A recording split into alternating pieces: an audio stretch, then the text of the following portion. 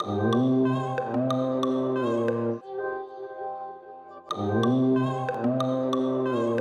सभी को मेरा नमस्कार। मेरा नाम रीना यादव है और आज की जो मेरी कविता है, जो बेटियां होती हैं उनको गर्भ में ही मार दिया जाता है।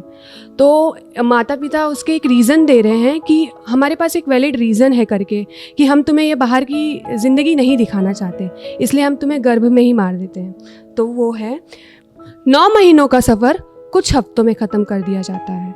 9 महीनों का सफ़र कुछ हफ्तों में ख़त्म कर दिया जाता है। मैं लड़की हूँ ये जानने के बाद माँ मुझे क्यों गर्भ में ही मार दिया जाता है।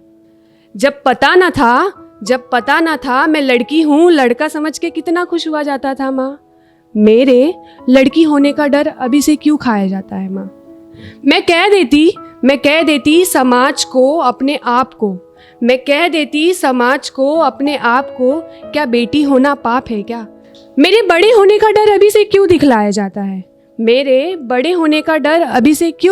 जाता है, क्यों मुझे गर्भ में रह के ही मार दिया जाता है।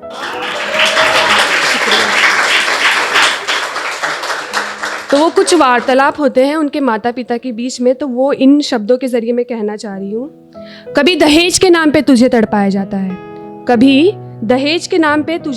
जाता है, कभी पत्नी के रूप में तुझे मारा जाता है।